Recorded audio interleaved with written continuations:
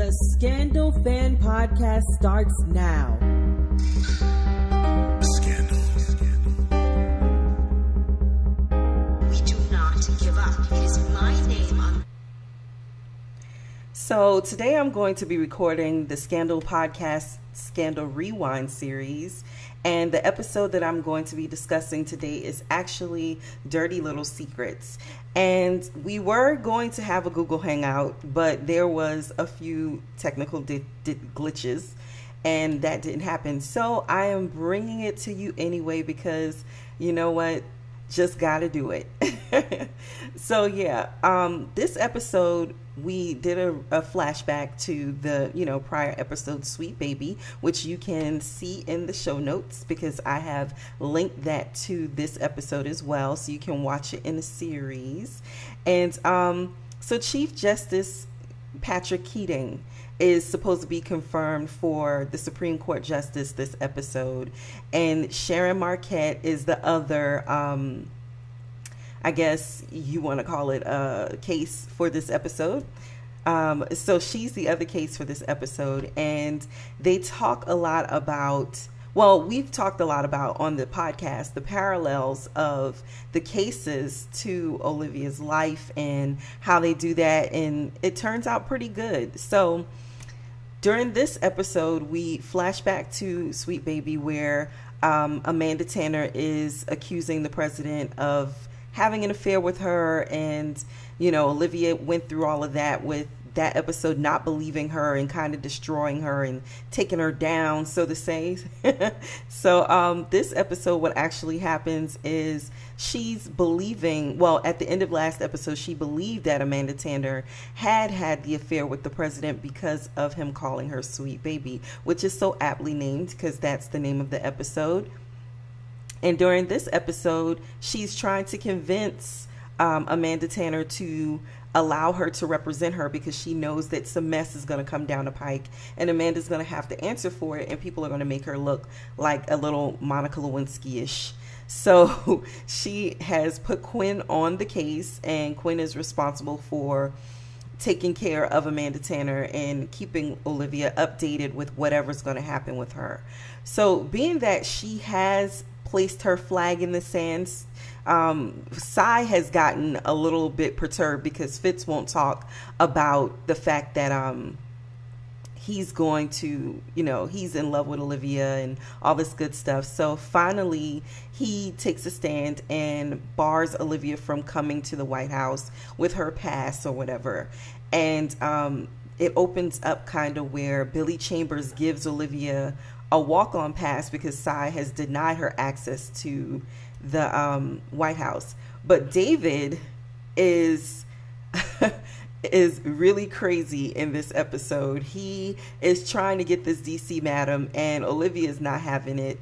They've gone to the DC madam's house and cleared out everything, and David is like, hey, I wear the white hat, da da da da da. My favorite quote from Olivia was, "My white hat's bigger than your white hat," and it kind of goes well because at the end of last season we see him giving her a white hat. So maybe her white hat wasn't as big as his white hat after all, but David, did acknowledge the fact that she did wear the white hat, so that was pretty neat. Amanda Tanner has, for this episode, a reporter sniffing around her hospital room and sniffing around her and trying to dig up more on the fact that she tried to kill herself. She was an aide, and then all of a sudden, she's committing suicide. So he knows that there's some kind of story there. And by the end of this episode, he kind of confirms that there is something going on there. And Olivia, of course, is like, I think that the whole team for OPA was kind of like, when that guy showed up and was like, I know that there's something here, you're not going to dissuade me from doing my business, digging up this dirt. It was funny. So in this episode as well, Olivia is sitting next to Chief Justice Keating's wife in I think they were at the I don't remember where they were, but she's sitting next to her and she realizes, because the cases kind of converge at one point, where Sharon has on her client list the Chief Justice that is about to be confirmed for the Supreme Court. And it's really ironic that they are looking to find more dirt on this man, or trying to figure out when he used the services of Sharon Marquette. They call him in. He's like, I've never used the services of this lady. I don't even know what you're talking about. I have always stood for justice and right, blah, blah, blah, whatever. Kind of like David on that vent. But he says, I've never used these services, so I don't know what you're talking about. And they figure out that it's actually his wife who was a part of the DC Madam's what do you want to call it? Stable of hoes. So they find that out, and it's kind of odd that she didn't tell her husband that this is what she was doing, but realistically, he had to know something was going on. She literally put him through college, and how did he expect her to do that off of working a night shift? That's some regular job. That's just burying your head in the sand. And then at the end, he kind of, during her conversation with the wife, Olivia's conversation with the wife, she said to her, it's a dirty little secret, and dirty little secrets always come out. And that just made me think about when they were going through the whole thing with Fitz, and him finding out from Verna that they had actually rigged the election to, basically have him win. And he was so hurt and so disappointed. And at the time when she said that to him, when she said that to the wife, she actually looked at Fitz. So Fitz and her, they were looking at each other, and she was like, dirty little secrets always come out. And I'm like, this was such a clue for what was going to happen with Defiance, and the fact that secret came out. Oh, it was so good. I got my life with that. But in this episode as well, Huck's character begins to develop a little bit more when he shows his protective streak towards Olivia. David goes to touch her when he comes in there talking about the white hat and stuff, and Huck's like, don't touch her, don't put your hands on her. I don't care what you got to say, just don't touch her. It's like a fight where, you tell you tell the person that you're about to fight, you can say whatever you want, but you better not touch me. You better not touch me, because if you touch me, it's going to be something. So that's pretty much what Huck did to David. He kind of punked him and was like, if you touch her, it's going to be on. So that's awesome. I love that. And he is doing a lot of research, which you see in this episode as well, especially when they go to the madam's house and try to find her client list. And he's in there digging around through her digital files, and Abby's actually going off on Steven because Steven has used the services of the madam, and she's so disappointed and disgusted. And I guess based on what we talked about last episode with Poppy and Olivia and Kelsey, that Abby may have had a crush on Steven, and maybe I was blind to it. Maybe I didn't see it. But she did have some kind of crush on him. She says to Olivia at some point, I know I shouldn't care because I'm not his girlfriend or his wife or his, fiance. So I shouldn't care that he's sleeping with whores. But she does care. And it's pretty evident. And I don't know if she cares because she's just a really good friend, or she cares because she actually, wishes that he would look at her or think of her in a more romantic vein. So I really can't say. That was kind of iffy to me. So I'm not sure. My favorite moment of this episode was when Fitz sees Olivia in the White House after Billy Chambers gets her in or whatever, and she's about to leave. She just went to the White House to tell Cy and Billy and all of them that the situation that's going on with Chief Justice Patrick Keating, and the fact that he may not be so vettable due to the fact that he's actually used the madam's services. This is way before they figure out that the madam, that he never did use the services, because he actually came in and sat down and talked with Olivia and was like, well, not sat down because he was kind of angry, but he actually came in and said, hey, I did not use these services. I don't care what y'all have to say, whoop de whoop, wop de wop. I'm not backing down. Do what you got to do. Research the heck out of me. I don't care. So that's pretty much where he went with that. And he was not, giving two tenths of a fuck. Sorry about that, but he really just didn't care.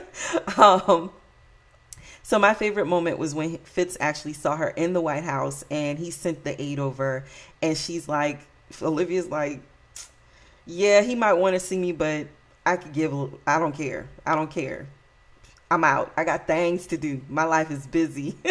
And that's pretty much what she said to him. But I love their nonverbal communication, because before he sends that aide over, they had that long longing look.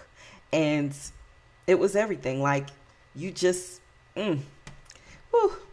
Anyway, so Olivia does feel guilty to Tanner, and she does offer her help, and she does keep Quinn on her so she can kind of make her use the services, even after Amanda was like, oh, you believe me now? Well, guess what? I don't care. You might believe me, but I really could care less. And now you need to get off my doorstep. I'm closing the door in your face. And she pretty much did that. But when the reporter called her and kind of scared her a little bit, and she was like, yeah, let me use that number that Quinn slid up underneath that door, because I trust her. Don't trust Olivia, but this girl I could trust. So she calls Quinn, and Quinn tells her, hey, I was in a little bit of trouble, which we learn later on. She was in a lot of trouble.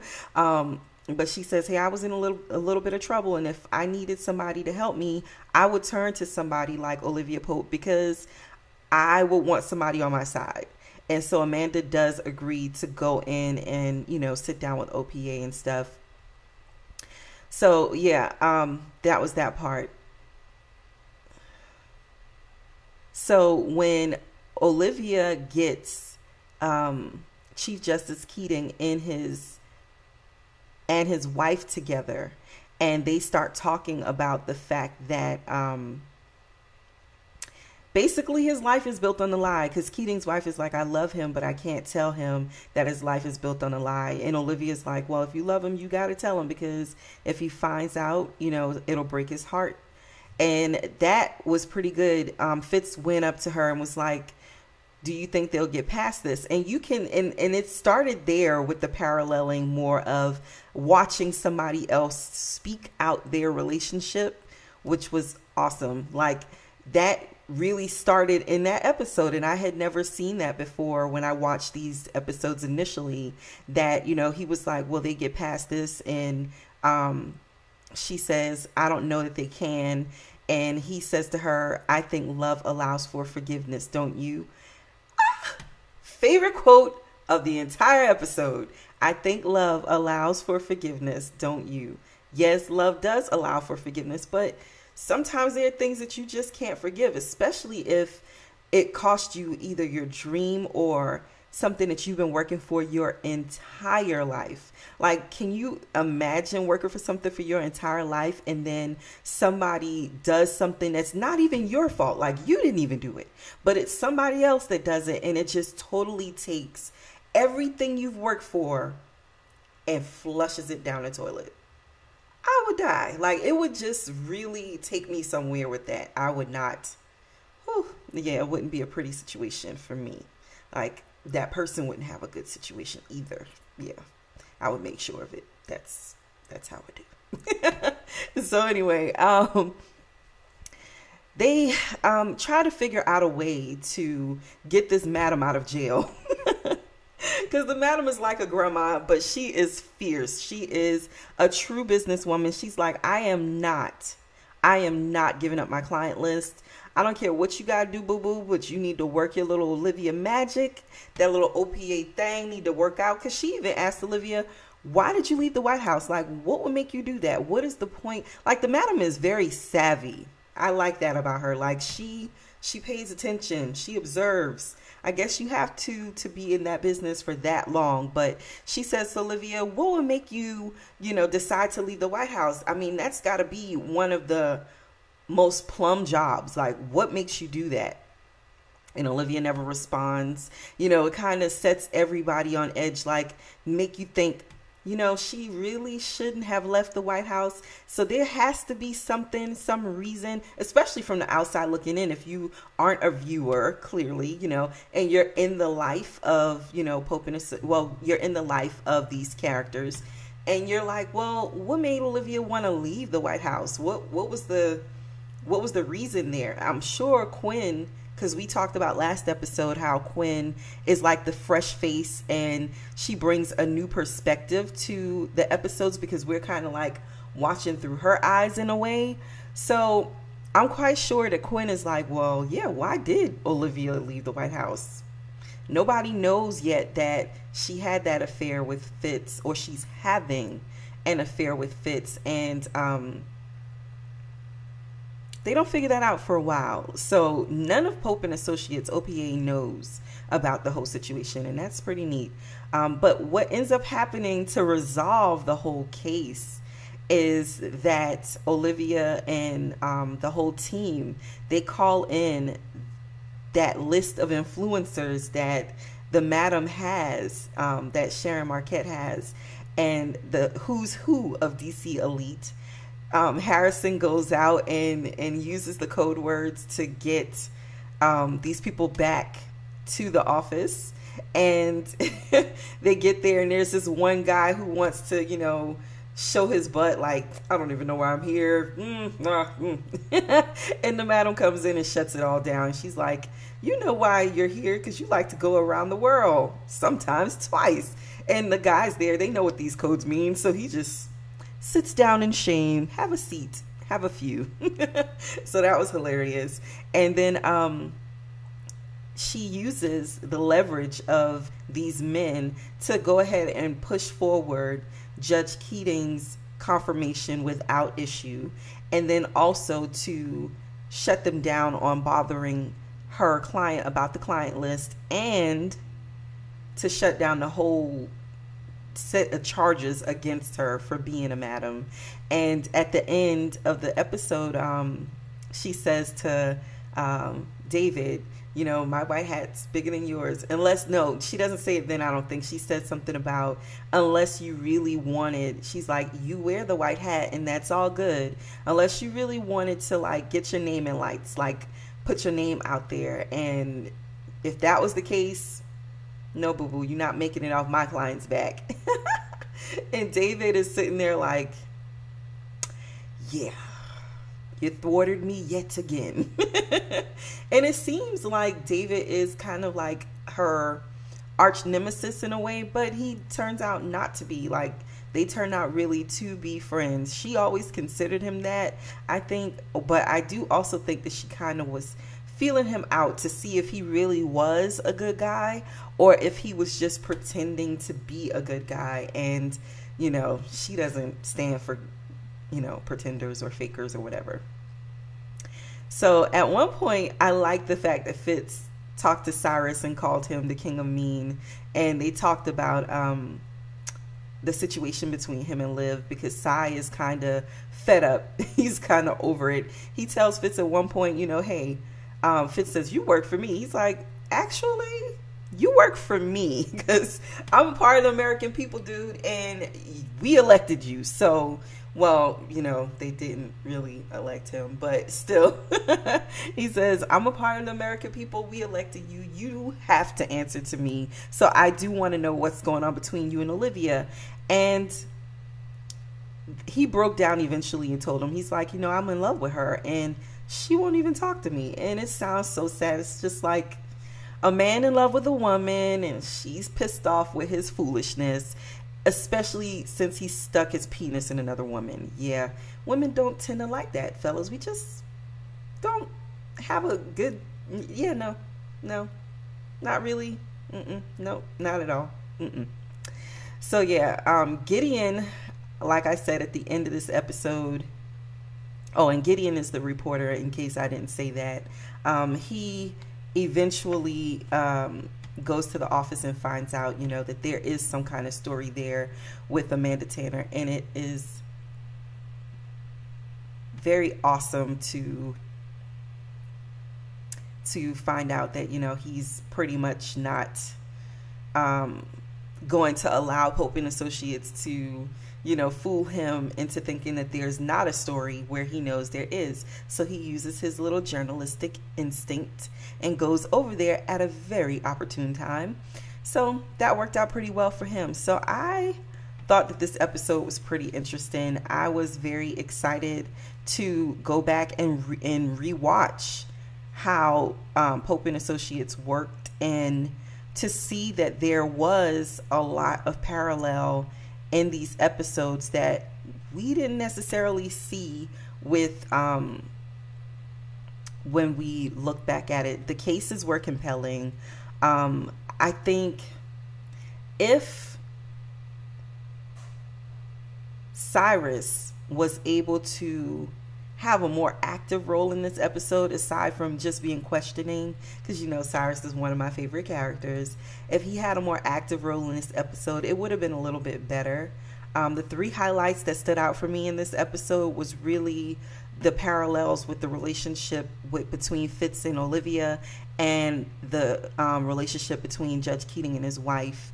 That was one that stood out for me. Another compelling moment that stood out for me was the parallels with the white hat, and how David was trying to convince her that I'm just trying to do good, and she's just like, well, I'm trying to do better. Like, you can do good, but I'm gonna do better, and I'm gonna win. And it was more of like a competition between the two of them to show that she did have the smarts and the wits and the resources to go up against him and the whole Justice Department that he stood for. So I like that. That was pretty neat.